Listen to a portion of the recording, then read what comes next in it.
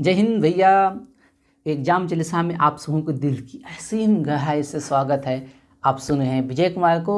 आप लोगों का इंतजार खत्म हुआ, अब आप लोगों के लिए लेके आ गए हैं मासिक पत्रिका प्रतियोगिता दर्पण, जो कि इसका कोई जोड़ तोड़ नहीं है। आप कितनों यूट्यूब देख लीजिए, कितनों चैनल देख लीजिए, लेकिन ये जो है ना रामबाण है प्रतियोगिता दर्पण। अगर एग्जाम में प्रतियोगिता दर्पण करके जाते हैं तो एक अलग से फीलिंग होता है, लगता है ना हम कुछ पढ़े हुए हैं। तो आप लोगों के लिए एकदम कम समय में ज़्यादा से ज़्यादा तैयारी कैसे हो, इसके लिए हम प्रतियोगिता दर्पण लेके आए हैं। पूरा प्रतियोगिता दर्पण कराएंगे हम। ठीक, चलते हैं पार्ट बाय पार्ट। आज कहते हैं हम लोग राष्ट्रीय घटनाक्रम। आज कहते हैं राष्ट्रीय घटनाक्रम, और आप लोगों के लिए आप लोग का समय बचे, इसको हम क्वेश्चन आंसर फॉर्म में लेके आए हैं। आप लोग इसको देख सकते हैं, पढ़ सकते हैं। टारपीडो द्वारा पानी के भीतर लक्ष्य भेजने का नौसेना के द्वारा सफल परीक्षण किया गया। आप स्क्रीनशॉट ले सकते हैं इसका, ऐसे हम इसका पीडीएफ टेलीग्राम पर डाल देंगे। चलिए देखिए क्वेश्चन क्या यहाँ से बन सकता है। भारतीय नौसेना ने स्वदेश निर्मित, ध्यान रखिएगा, स्वदेश निर्मित भारी वजन वाले टारपीडो, भारी वजन है, इसका वजन लगभग 1.5 टन है, वजन वाले टारपीडो वरुणास्त्र का सफल परीक्षण किया। वरुणास्त्र का सफल परीक्षण, वरुणास्त्र कैसा है, स्वदेश निर्मित है। टॉर्पीडो जो है स्वदेश निर्मित है। इसका निर्माण किया है डीआरडीओ और उसी की सहयोगी संस्था है एनएसटीएल। एनएसटीएल का फुल फॉर्म क्या होगा भैया, naval science and technological laboratory.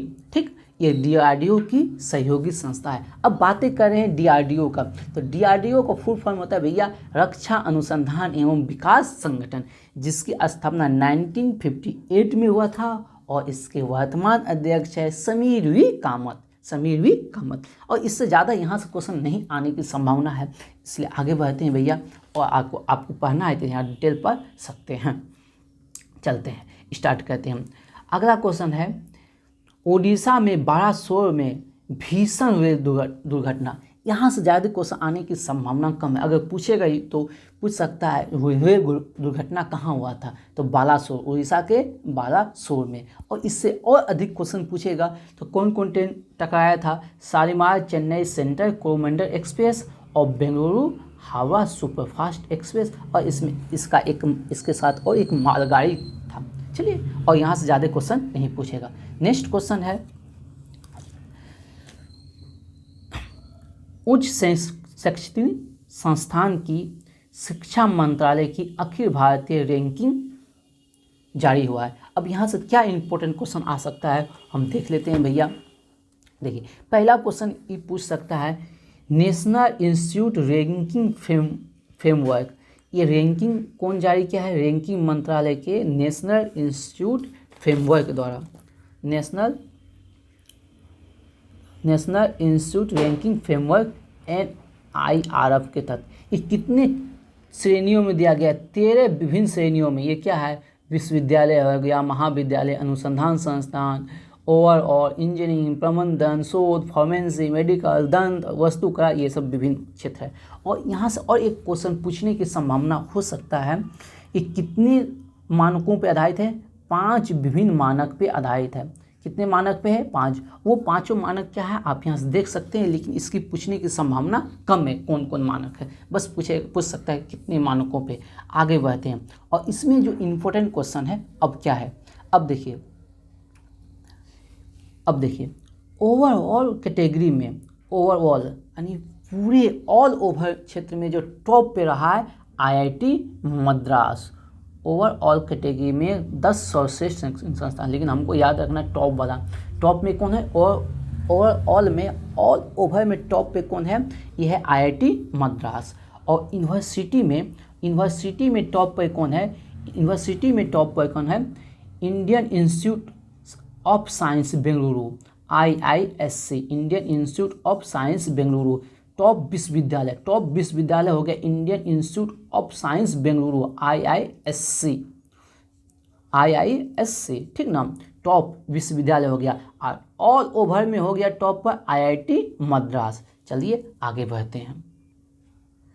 लेकिन टॉप कॉलेज में टॉप पर कौन रहा, मिरांडा हाउस, दिल्ली का मिरांडा हाउस। टॉप कॉलेज हो गया दिल्ली का मिरांडा हाउस। और सेकेंड नंबर पर है हिंदू कॉलेज, हिंदू कॉलेज, दोनों दिल्ली का है, टॉप कॉलेज हो गया। तो पहला हम ऑल ओवर में देख लिए आईआईटी मद्रास, यूनिवर्सिटी में हम देख लिए आईआईएससी बेंगलुरु, और कॉलेज में देख लिए मिंडा हाउस। और बिजनेस स्कूल में आप लोग जानते ही हैं, हर साल के तरह इस साल भी आईआईएम अहमदाबाद, बिजनेस स्कूल में आईआईएम अहमदाबाद, आप लोग जानते ही, ऐसे भी नॉलेज के लिए ये सब जानना जरूरी है। और टॉप इंजीनियरिंग संस्था फिर हो गया वही IIT Madras, all over top है तो इंजीनियरिंग में टॉप नहीं होगा, आईआईटी मद्रास। और टॉप मेडिकल कॉलेज हो गया AIIMS Delhi, top medical college हो गया एम्स दिल्ली। चलते हैं, और dental college Savita institute of medical Chennai, dental college में टॉप पे हो गया भैया Savita institute of medical Chennai. और फार्मेसी में टॉप पे हो गया NIPER हैदराबाद फार्मेसी में। ये उतना नहीं पूछ सकता है, लेकिन हाँ ये कृषि वाला आने की संभावना है। कृषि और उससे संबंधित क्षेत्र में टॉप पर रहा है भारतीय कृषि अनुसंधान संस्था दिल्ली, और सेकेंड पे है राष्ट्रीय डेयरी अनुसंधान संस्था करनाल। चलिए आगे बढ़ते हैं, और टॉप 10 नहीं पूछने की संभावना है, बस टॉप 10 में जो टॉप पर है वो पूछेगा। बताइए, वास्तुकला आर्किटेक्चर में जो है ना टॉप पे है, आप लोग जानते ही हैं एकदम, आईआईटी रुड़की। कौन है टॉप पे? आईआईटी रुड़की टॉप पे है, आईआईटी रुड़की। और लॉ इंस्टीट्यूट में एकदम आप लोग जानते हैं, लॉ इंस्टीट्यूट में national law school of India university Bengaluru, national law school of India university Bengaluru, ये है लॉ में टॉप पे है। और शोध संस्था में है IISC बेंगलुरु, शोध संस्था में फिर ये टॉप पे है। टॉप यूनिवर्सिटी में भी है और टॉप शोध में है, IISC बेंगलुरु दोनों में है। और नवाचार में नया टेक्नोलॉजी खोज करने में नवाचार में है, टॉप पे है IIT कानपुर, नवाचार में टॉप पे है IIT कानपुर। चलते हैं नेक्स्ट पेज की ओर। ऐसे भैया हम इसका जो है ना क्वेश्चन आंसर फॉर्म भी इसका लेते आए हैं, लेकिन क्वेश्चन आंसर फॉर्म वही है, आप लोग देख सकते हैं। PDF हम डाल देंगे भैया, हम PDF आप लोग को डाल देंगे, ठीक ना, लेके आए हैं। देखिए, चलिए नेक्स्ट क्वेश्चन है, हरियाणा में 75 वर्ष से अधिक पुराने वृक्षों के रखरखाव के लिए 2500 प्रतिमाह पेंशन, प्राण वायु देवता पेंशन योजना। तो इससे क्या इंपॉर्टेंट क्वेश्चन बन सकता है, उसको क्वेश्चन आंसर फॉर्म में हम लेके आए हैं भैया। तो क्या है, क्वेश्चन पूछेगा प्राण वायु देवता पेंशन योजना किस राज्य सरकार की है, तो आप लोग बताइएगा हरियाणा सरकार की। प्राण वायु देवता पेंशन योजना हरियाणा सरकार की है। किसकी है? हरियाणा सरकार की है। और ये है क्या, 75 वर्ष से अधिक पुराना जो अगर वृक्ष है उसके रख रखाव के लिए सरकार जो है ना 2500 रुपया प्रति माह पेंशन देगा। 7500 से अधिक पुराने वृक्ष के रख रखाव के लिए कितने देगा? 2500 रुपया प्रति माह पेंशन देगा। इससे ज़्यादा यहाँ से क्वेश्चन आने की संभावना कम है। ऐसे आप लोग अपने संतुष्टि के लिए इसको पढ़ सकते हैं। चलिए आगे बढ़ते हैं। नेक्स्ट क्वेश्चन है, दिव्यांग उद्यमियों और कारीगरों के उत्पादन के प्रदर्शन एवं विपणन हेतु दिव्य कला मेले का आयोजन किया गया है। अभी तक में 6 दिव्य कला मेले का आयोजन किया गया है दिव्यांगजनों के उत्पादकों को बढ़ावा देने के लिए, ठीक ना। और कहाँ कहाँ किया गया है? अभी हाल फिलहाल में जो हुआ है वो हुआ है, 5वां हुआ है, 5वें मेले का आयोजन हुआ है। 5वें मेले का आयोजन हुआ है इंदौर में, 5वें मेले का आयोजन हुआ है इंदौर में, और 6ठे मेले का आयोजन हुआ है जयपुर में। अभी हाल फिलहाल में संपन्न हुआ है इंदौर और जयपुर में, ये हाल फिलहाल में ये संपन्न हुआ है।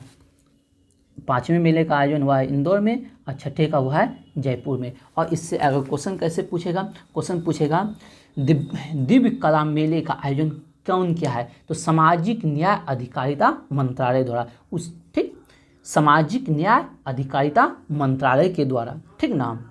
और इसके कितने मेले का आयोजन किया गया है? 6। लेकिन अभी वर्तमान में कौन मेला हुआ है? 5वां हुआ है इंदौर में और 6ठा हुआ है जयपुर में 17 से 23 जून 2023 को। अब पहला हुआ था दिल्ली, फिर मुंबई, फिर भोपाल, फिर गुवाहाटी। ठीक, चलते हैं आगे बढ़ते हैं हम।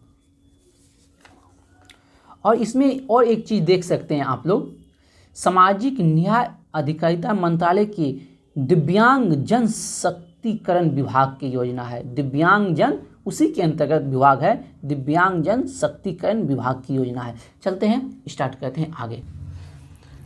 आगे है मोटे अनाजों के प्रति जागरूकता लाने के लिए ग्रैमी विजेता गीतकार फालू के साथ प्रधानमंत्री मोदी का गीत एम्बेसडर्स इन मिलेट्स का निर्माण किया जा रहा है, रचना किया जा रहा है। अब इससे क्या अच्छा क्वेश्चन आ सकता है, इंपॉर्टेंट क्वेश्चन इसमें क्या पूछ सकता है, वो लेके आए हैं आप लोगों के लिए हम। मोटे अनाज के प्रति जागरूकता लाने के लिए पीएम मोदी ने ग्रैमी विजेता गीतकार फागू के साथ मिलकर किस गीत की रचना किया है? तो एबंडेंस इन मिलेट्स, एबंडेंस इन मिलेट्स। चलिए, और इसी के साथ इसी में एक क्वेश्चन और पूछने की संभावना है। ये पति पत्नी मिल के गाया है, गायिका है फाल्गुनी सा, जिसी को शॉर्ट में कहते हैं फालू। फाल्गुनी सा को शॉर्ट में कहते हैं फालू। ये भारतीय मूल की अमेरिकी है और इसका गीतकार है, इसी का पति है गौरव सा। यानी पति पत्नी मिल के गाया है, गौरव सा और फाल्गुनी सा। गौरव सा और फाल्गुनी सा, ये दोनों पति पत्नी मिल के गाया है। और आप लोग जानते हैं अंतर्राष्ट्रीय बाजरा वर्ष जो है 2023 है। अंतर्राष्ट्रीय बाजरा वर्ष क्या कब का है? 2023 का अंतर्राष्ट्रीय बाजरा वर्ष 2023। चलिए, और आप लोग देख सकते हैं यहाँ से क्वेश्चन पूछ सकता है, एम्बुडेंस इन मिलेट्स, ये क्वेश्चन पूछने की संभावना है। को किसने गाया है? तो गौरव सा उसका पति हो गया, और गायिका हो गया फालू, जिसको हम बोलेंगे फाल्गुनी सा। फाल्गुनी सा और गौरव सा, फाल्गुनी सा और गौरव सा, फाल्गुनी सा और गौरव सा। चलते हैं आगे बढ़ते हैं। नेक्स्ट टॉपिक है 2024 के लोकसभा चुनावों में के लिए विपक्षी दलों की एकजुटता की पहल, पटना में बैठक। चलिए, ये बस पढ़ लीजिए। तमिलनाडु सरकार ने भी राज्यों में सीबीआई जांच हेतु प्रदत्त समान अनुमति वापस ली है। ठीक है, तो इसमें बहुत सारे राज्य जो है ना, अपने राज्यों में सीबीआई की अनुमति को बैंड कर दिया है। ठीक ना, तो ये बार बार होते रहता है, आते रहता है न्यूज़ में। उसी तरह तमिलनाडु सरकार में है, तो इसमें ज़्यादा क्वेश्चन नहीं पूछने कौन कौन राज्य लिया है, ये सब नहीं पूछेगा। बस इसमें आप एक याद रख सकते हैं, एक फैक्चुअल क्वेश्चन पढ़ सकते हैं यहाँ पे।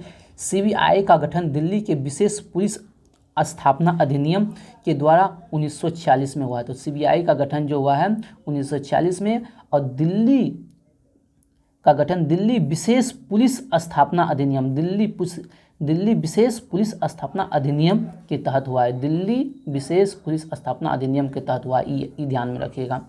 ठीक,